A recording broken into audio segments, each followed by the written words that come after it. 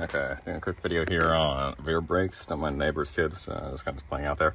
But I haven't seen a lot of videos on how to do rear brakes on this car, which is weird. A lot of photos of people doing front brakes, but not a lot of people doing rear brakes on the car. So to do rear brakes on the car is actually pretty straightforward. I was swapping back from track pads onto normal pads today, and figured I'd do kind of a video just overviewing what you're getting yourself into. So you're gonna need a 14 mil. Take off the pin on the bolt attaching it to the slide pin, which is just these guys over here. So you're gonna need a 14 mil to break those loose. Now, do not touch the parking brake. You do not need to touch the parking brake. You do not need to mess with that thing. And that was a mistake I made the first time, and I desynchronized my parking brake from my left and my right side, and it caused kind of a dangerous scenario because I had it imbalanced when it was running once I got hot. Not good. So you don't need to mess with the parking brake. Literally unbolt this from the car and just pull it a little bit. The push-pull cable will yoink in a little bit basically, and will give you the space to actually clear the caliper. I have this sitting on a block. This is a race ramp right now, but it's just a block of wood, crate, anything, just because this is the brake line. You don't want it dangling on the brake line. So I just have it resting over here, and then you'll have access to your pads. Obviously, I mean, it's the same deal. It's a floating calipers. I mean, you got your slide pins here, and you got your carrier pin, your carrier bolt right there if you want to take it off and brush it off and make it nice. So there is that. And this is a mechanical parking brake. So to retract the mechanical parking brake, if you're not familiar with it, because I notice a lot of people's first car they're wrenching on, you are going to need to retract this thing. You don't take a spreader and push that back. It doesn't work. That thing rotates, and that's how you get your parking brake.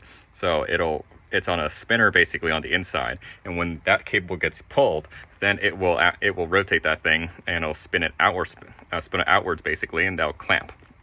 That's how your parking brake works. So this is pretty standard if you've worked on other cars before with a mechanical parking brake, but the way you handle this basically is to retract that. You don't push it. You need to just spin it. So I have this thing. This is a really cheap tool on Amazon, basically. This works if you have like kind of a fresh brake that doesn't have that much resistance. If you have one that's a little older, obviously, then that's got some resistance to it. They also have ones that have like a spinner, and they also have like a plate at the back of it, so it'll ram up against the caliper, and then you can twist for extra leverage. I don't really need that with this. I get by totally fine with just this little doohickey just stuck on a screwdriver socket. That works totally fine. And you basically just put that in there, on there, and you just turn basically, and the whole thing will rotate.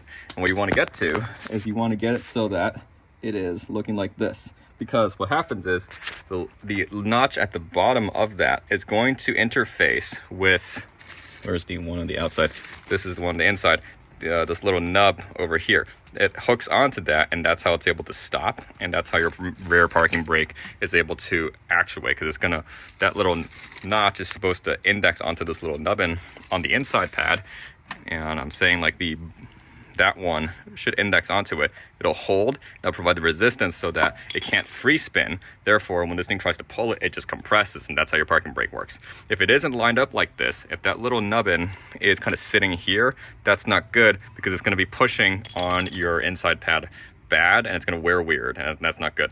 So you wanna make sure and when you mount this back onto, you can actually visually inspect and check whether the piston is flush to the pad, and then you know for sure whether it's set or not. Or you can actually see this little nubbin too off a little bit of open space, and you can tell whether it's lined up correctly.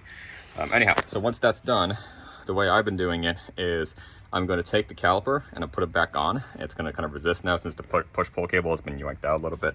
Put it back on, torque it to spec. It's 20 foot-pounds, not a lot of torque.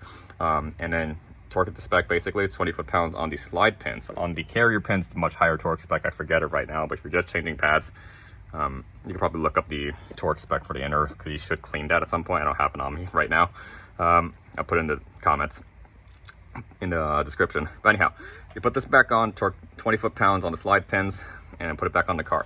The procedure for if you retracted it, the procedure is after you put it back on the car, get in the car and push down on the brake until you feel it hit resistance, and then actuate the parking brake a few times. So you want to do that because you want to snug up the piston first to the rear pad, and then crank the parking brake to index the parking brake. You don't in that order.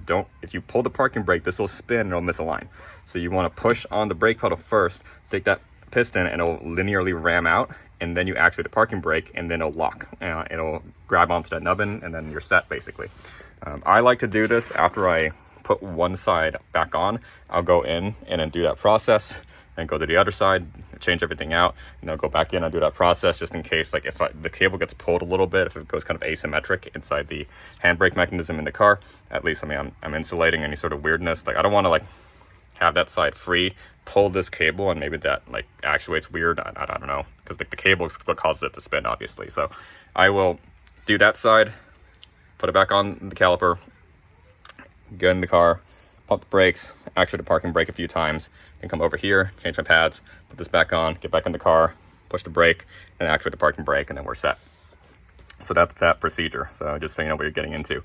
If you took the pawl off, that gets kind of scary, because resynchronizing the parking brake is kind of a massive pain in the butt. There are procedures for this. I would recommend you take it to a dealer to have them do it right, but your procedures for this, if you know where the service manual is, look up how to do the parking brake. There's a whole shenanigan with, like, the bottom of it has like a little arm that you have to index a certain way. I think it's like 0.2 millimeters lift off of the stop, and synchronized up both sides, and then you know for sure it's synchronized. If you took the pawl off, I guarantee you're not going to be able to get it synchronized correctly without, at least on the elantra end, without taking the center console out and actually loosening everything up so there's full slack and allowing you to really get everything set the way it needs to. You don't need to take the pawl off. This should just stay. You just pull it off and everything settles, basically. And obviously this track season right now, so there's track pads. You don't see any grease on these. If you're new to this like I am, if you watch enough Chris Fix videos, like, obviously they go through, like, put grease on everywhere on this just so that everything slides nice. If you need the tracking, don't do that, because, I mean, you're going to be changing pads so often anyways. It kind of doesn't make sense to put grease on there. Grease on the slide, on the clips, makes sense if you're, like, in it for the long haul. Like, you're going to leave it there for like 2 years, 3 years, 5 years, and that makes a lot of sense to keep the rust away. But if you're going through clips, like you should be, if you're tracking the car, if you're swapping pads pretty often to protect your rotors, you don't need grease on there. It slides totally fine. Yeah, I'm getting clean motion without actually greasing the clips over there. And it just builds up crap anyways as you're building up a ton of brake dust. I mean, it doesn't really help you over there. If you have, like, street pads that don't create a lot of brake dust, then the grease can be kind of helpful over there, since they won't build up too much crap. And after there for like 3 years, that makes a lot of sense. But track car, if you're just going to be swapping pads all the time, not a lot of people actually run grease out there, because this is coming off within like a couple of months anyways. I wipe down the clip every time I do this, but I mean, like, it kind of saves you a little bit of time as well with changing pads as well, because you don't have to go and clean up all the crap that is just going to get dirty anyways, and the grease is going to die anyways on tracks, even high temp greasing, like track temperatures. So short ad lib on that. I have a temp stick on there. It's a long time ago, because I was just kind of wondering what the rear brake temps were like. They don't get anywhere hot. The fronts get roasted. I was just kind of curious about the rear. That's been on there for like 4 months. I just never bothered taking it off. But yeah, hopefully that's useful, because I haven't seen a lot of videos going through rear brakes on these for some reason. Also, if you have an elantra N, last note, I don't know what it is about it, but our rear corrodes like crazy. The amount of corrosion that builds up on the rear rotor. If you're replacing the rotor, just be prepared for a fight if you're doing it yourself. Like, I live in Washington, and I had to, like, double hammer beat the crap out of this thing. Like, it took like 7 hard, like, direct whacks for this thing to, like, unlock from here. If you're into Rust Belt, good luck with that, basically. It's not going to be very fun. But yeah, something about the rear just accrues a whole bunch of, like, crud within this area, basically. You can see it in your wheels, and then you can see it on, like, the rotor face, and that's not a joke. It is something about this area. Yeah.